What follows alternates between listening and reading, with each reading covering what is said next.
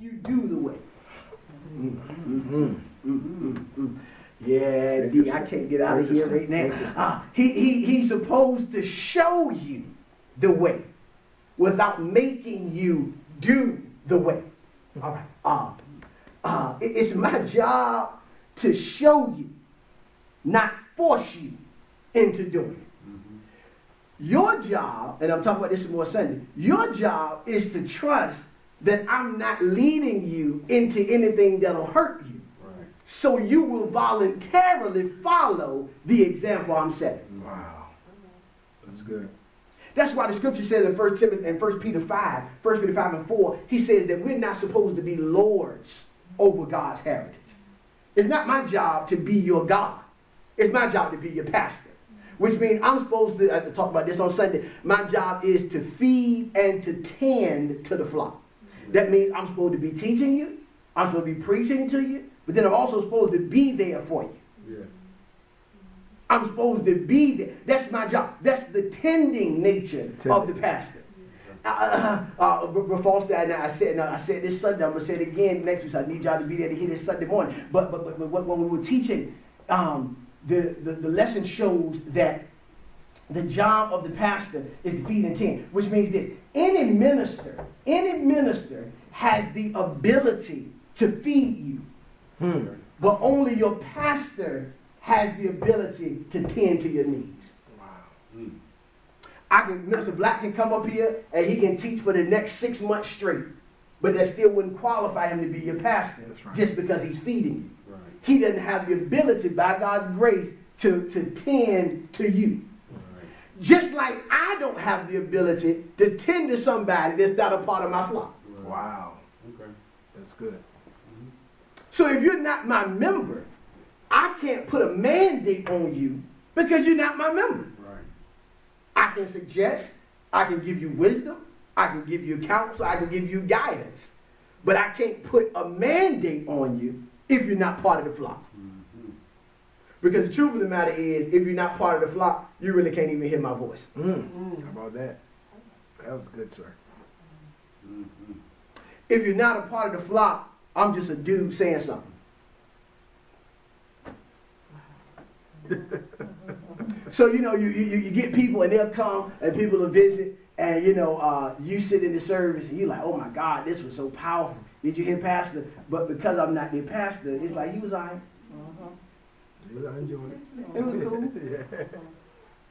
Yes. But what about those that, I guess, are touched, are because so then they ultimately join, and how is that block lifted? That's good. Now, this is the thing. Awesome. Anybody that's spiritual, okay? Anybody that's spiritual will hear the voice of God before they hear the voice of a man. So, because you all have gotten accustomed to my voice, even though you still hear God in me, you hear me. The person that's not a part of the church or a person not a part of the flock, they'll hear the God in me and connect with that, even if they never connect with me as their pastor. They'll hear God in you. They'll hear the God in me. That's awesome. They'll hear what God is saying, and it might excite them, and they might say, oh man, this is powerful. And they're in a position that they could become a member of the church because they heard the God in the man. And that would then make it easier for them to learn how to hear the man. Let me talk about it. He's not here, but Bro Baltnight, okay? Bro Baltnight, and he don't mind me sharing this, but he spoke to me very, very upfront the first time I met him. Before he joined, before he even came and visited, we went to my cousin's church. This is before we started the services at the high school. Was in July. He came with Sister Baltnight, and we visited my cousin's church one Sunday morning, and I talked to him as a man, and I said, well, listen, man, whenever you get opportunity, I want you to just come see us, come check us out, see what we're about and all that good stuff. And he says, I will. I'll see what you're talking about.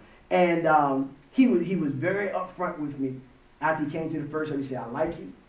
I enjoyed what I heard. He says, but I'm going to just kind of take my time on committing. I'm going to take my time on connecting. And I said, you're entitled to do that, because what he heard was the voice of God through me that first service, which says, he might be all right.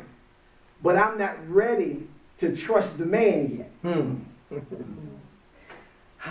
Because, Sister Lipscomb, if the man has abused me before, it makes it more difficult to trust another man that looks like the one that abused me. It makes it hard to put confidence in the man that hurt me. Even though I'm not that guy, I've got to fight through the layers of the hurt. God, I got to be proven faithful in difficult times. Oh, God, I got to be proven faithful in a situation where you've been hurt before for you to see maybe it's all right to trust this thing. Wow. Yes, sir. So that's why even when it is that, God uses us by grace and we have moments, altar call, and, we dealing with these visitors, you always going to see me say, is it all right if I pray for you? Now, I ain't going to ask y'all that because y'all belong to God through me. Yeah. So I ain't asking Brother Foster permission for me to pray. That's my job. Man, get out of here. You know what I'm saying? I ain't going to ask D, can I pray for you? Girl, get up here. I ain't going through all that. But if there's a visitor, even if they came to the altar on their own, you mind if I pray with you? Because I'm not your pastor. And I understand that. I'd love to be your pastor if God called you here. But I can't force that on you. And I can't even speak to you the same way I speak to one that I'm shepherding. Right. I can't put an obligation on somebody that don't belong to me. That's just like me telling somebody else's child what to do. I don't have that authority. That's their father's business to do. All right. So order. Did I answer your question? Okay. Order has to be established. All right. So after, let me deal with that. Okay. So Moses said he needs the people to have, he don't want to be sheep without a shepherd. So look at verse 18. I'm still in Numbers 27. Verse 18 says, and the Lord said unto Moses, take thee Joshua, the son of Nun, a man in whom is the Spirit, and lay thine hand upon him. That's key. We don't want to miss that. And lay thine hand upon him. We'll come back and deal with it in a minute. And set him before Eleazar, the priest, and before all the congregation, and give him a charge in their sight. And thou, Minister Black, shall put some of thine honor upon him, that all the children of the congregation of Israel may be obedient. Let me just pause right there. So we see here when order is being established, it takes more. Check this out. Oh, God, this is going to be good. I want y'all to catch this. This is why I'm excited for where we're headed. It's more than me calling Bruh Foster. Let me use Bruh Foster. It is more than me calling Bruh Foster on the phone and say, Bruh Foster, this Sunday, I want you to preach. Okay? If I do that, God help me. If I do that now, okay, behind closed doors, just me and him on the phone, and I don't do it openly, even though he's in order, the people won't receive him. That's real. You're right. That's real. That's amazing. So in order for true order to be established, it has to be done so publicly. Wow. Yes. We did that. Yes. That's good, sir. True order is established publicly. I've got to make a proclamation in front of the people that on this Sunday, XYZ will be preaching. Because if I don't make that proclamation publicly, the people are going to sit in the church and they're looking at me the whole time, the man preaching. Yeah. Yes, sir. Pastor, what's up with this dude? Where you come from? What's this about? You sick? You have a word? Lord ain't speak to you this week? What's up? Because if I don't do it openly, that's a real deal, sir. Then order really isn't established. And he says, God says to Moses, he says, Moses, if you want him to be accepted as the next leader, you've got to put your hands on him in front of everybody. That's awesome. That's clean. So that all know that Joshua is the next in line. Right. Not thinking, well, maybe it'll be Reuben, or maybe it'll be this dude. Or maybe, no, it's already been established that this is the guy. But if order is not established, check this out, D, Joshua doesn't have a fighting chance to be the leader. Right. Because he's always going to be met with a side eye. He's always going to be met with he must think he's somebody. What are he trying to do? Don't he know Moses still the pastor of this church? Because if you do this behind closed doors, Yes, sir. Yes, sir. I'm crippling the next leader. Mm.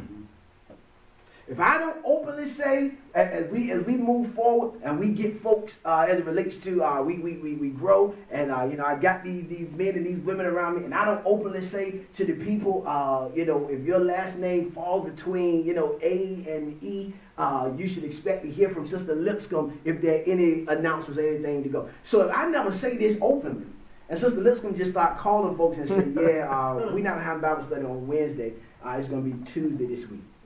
You're going to be like, okay, Sister Lipscomb, I'll talk to you later. And then the next call you're going to make is to me. Absolutely. And you're going to say, Pastor, I just got to call Sister Lipscomb. I think she's off a little bit. What's up? Sorry, Because it wasn't done openly. Yes, sir. This is good. Yeah. There's no establishment. It's a good lesson. Right. But check this out. Since you know that's how your pastor rolls, that should be your covering. That as we grow, if we get a wild hair that springs up, and the wild hair start making these crazy, idiotic calls, you can all know Pastor had nothing to do with that. Yeah. Because he would have said it openly. That's good. Absolutely. Yes. That's the only way order can be established. That's good, sir. Is if it's done so open. My God. It's got to be open. Because if I do it behind closed doors, then I'm in your pocket, or you in my pocket. However the saying go. Now you got control over me. You running the church without me really knowing it. Because I'm doing side deals. Okay, so he says, Moses, you got to lay hands on him. And when you lay hands on Good him, stuff. I want you to put some of the honor that's on you on him. So D, what does that mean? That means when your pastor, by God's grace, lays hands on you, there is always a measure of impartation. You should write that down. Whenever your pastor lays hands on you, there is always a measure of impartation. So if you come into the altar and you just say, Pastor, I got a headache today. Can you pray for me? Certainly. The minute I lay hands on you by God's grace, there's already a measure of impartation in your life. So this is what I love about God. God not only honors his word, which he does, God honors order. So even if it wasn't, I told y'all this Sunday, even if it wasn't your season for the headache to be lifted, it just got lifted because God saw order. You came at the right time. You submitted to order. Now I got a fighting chance. Now, Black, I'm expecting to go home and sleep peacefully because this headache has been lifted. Yeah. Wow.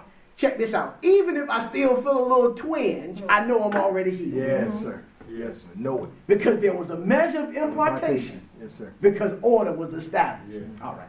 So he does this. God tells him to do this. And so he's setting Joshua up to be the next leader. And so Moses did everything that God spoke to him to do. And in so doing, it was put in place and it was put out front that Joshua was to be this next leader. So now, when we picked up in what we read today in Joshua chapter 1, and we see how it is that Moses is now off the scene, that Joshua has taken the reins of the people. Minister Black, we identify now that after order has been established, the next thing we must identify in order for, this is point 2, the next thing we must identify in order to have a fighting chance is there must be the obedience of servitude. The obedience of servitude, or serving, however you want to put it in your notes or in your hearing. The obedience of servitude. Now, when Joshua was dealing with Moses in times past, Moses going up in Exodus 24 verse 13, Moses is going up to the mountain to hear from God, trying to get the 10, he just got the 10 commandments, but he's going to get some instruction from God as it relates to the tabernacle. He's on his way up, and the Bible says that Moses speaks to Aaron and her, and specifically Aaron. He says, listen, I'm going up to the mountain to talk to God. Let us go. And the us in that particular situation was Joshua and Moses. So Joshua goes up to the mountain with Moses. It is implied and understood that Moses drops him off about halfway up. And Joshua's job, Minister Black, is to simply stay there and wait.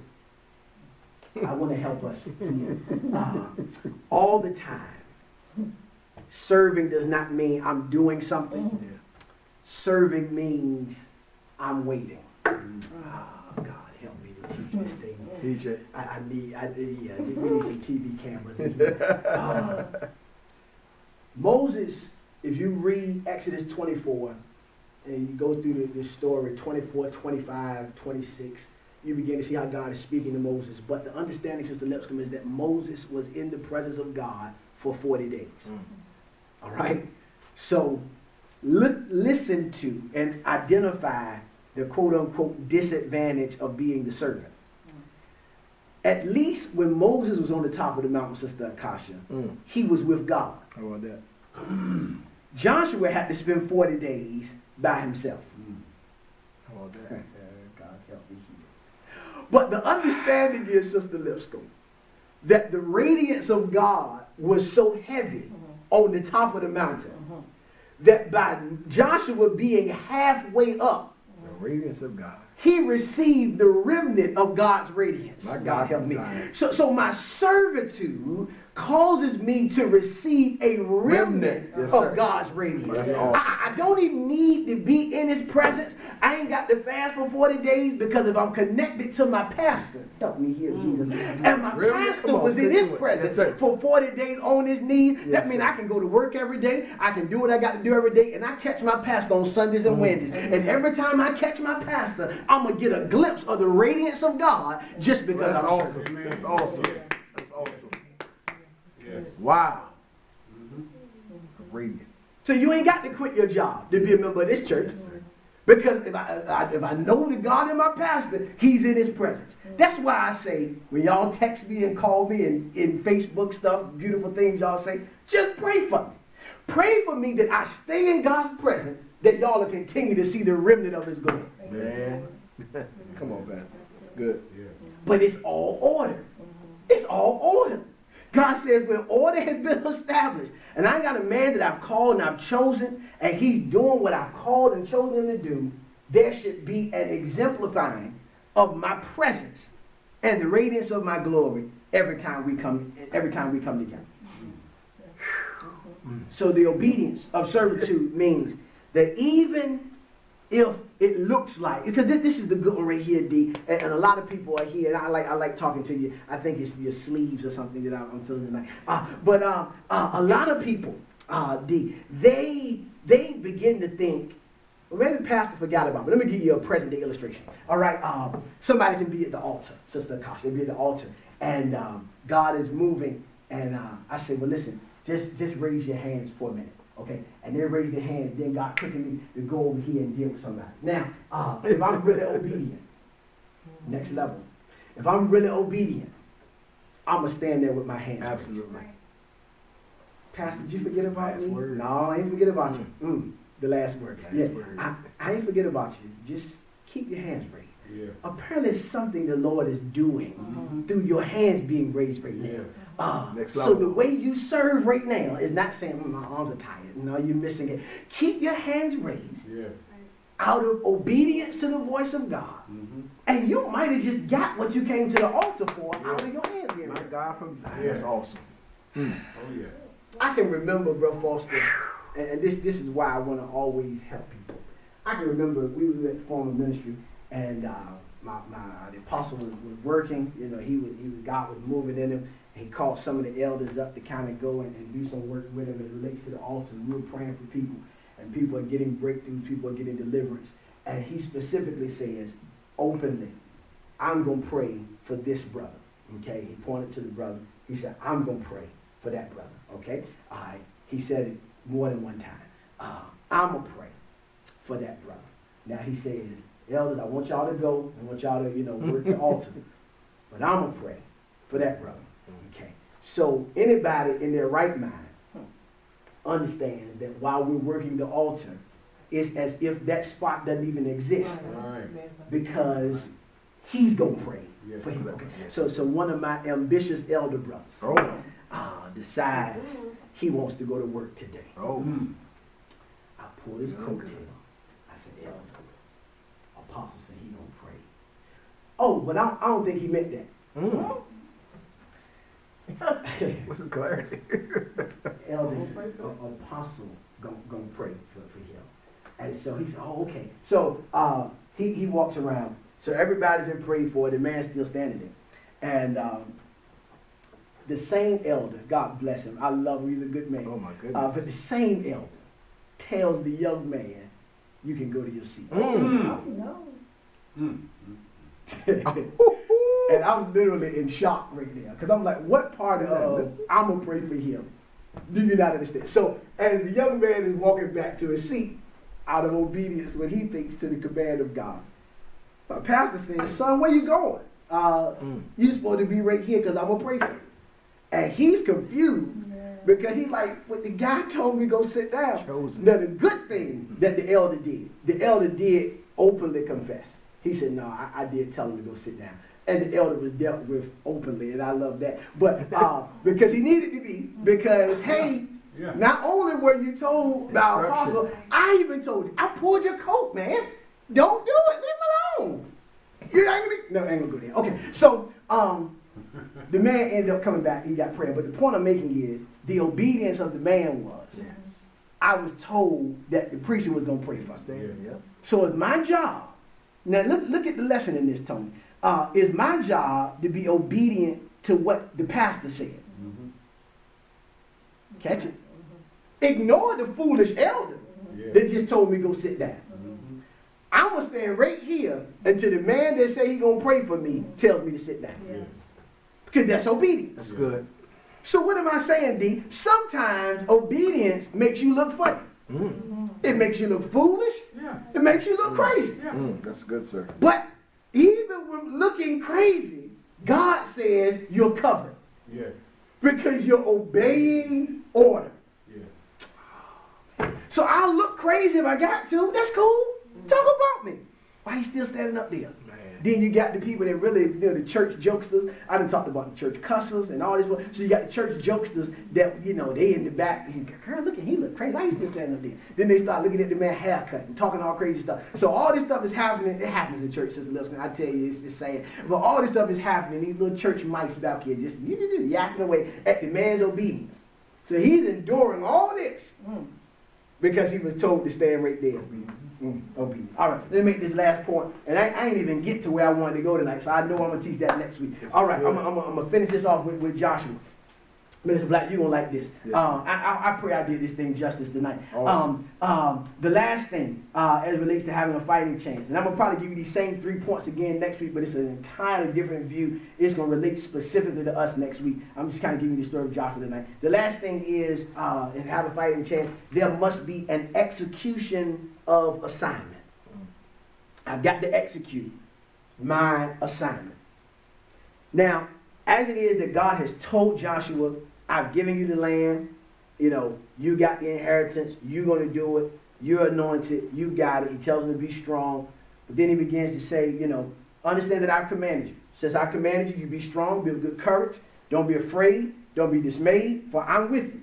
Now, after it was that God tells Joshua this, let me read it to you, I got time. Verse 10, I'm in Joshua chapter 1 again now. Go back to Joshua chapter 1. I'm going to read 10 through the end. It's 10 through 18. I'm going to read that, give you this little point, and then we out for the night.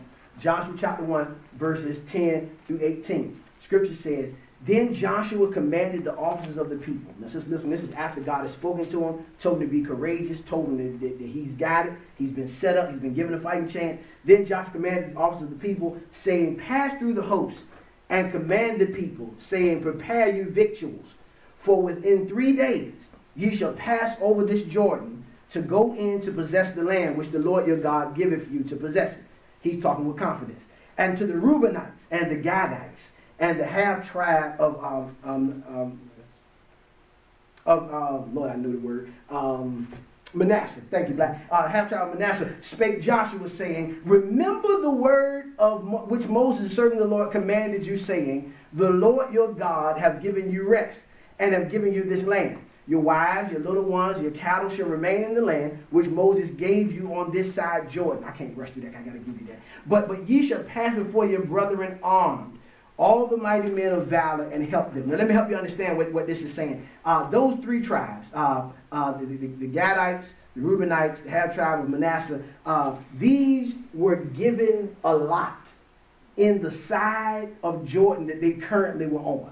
Okay? So they were at the cusp of getting ready to cross over Jordan. The other 9.5 tribes had territory that was going to be promised to them on the other side of Jordan in the land of Canaan.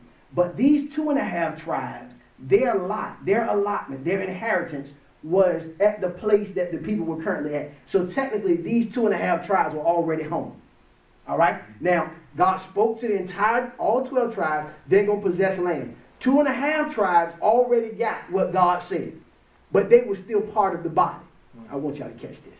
And because they were still part of the body, Joshua, the new leader, says, I'm not going against, check out what he says, I'm not going against what Moses promised you. This land belongs to you, your wives, your kids, everybody's here, they can stay here. But because you all are part of the body, I need you to leave home to go help your brothers get their home. Wow, God help me here. So Bro Foster, oh God help me. Bro Foster, present day illustration. When we were called by God's grace to come to North Carolina, my pastor, the apostle, he says, we've got a son here who's been proven. Speaking to me, he's been proven. He's a man of God. We're going to show him that we love him. What I want is some men to leave their house this weekend, pack him up, and go help him get in his house in Carolina. So these these 7 brothers said, Apostle, no problem, I'm going to go. They got up early on one Saturday morning, came, packed the house up for me. And I was working with them, packed the house up, and these brothers drove their own, one brother drove his own car. Another brother drove my car. Another brother drove the U-Haul. I drove my wife's car. They went these 5.5 hours to help get me set. They left home.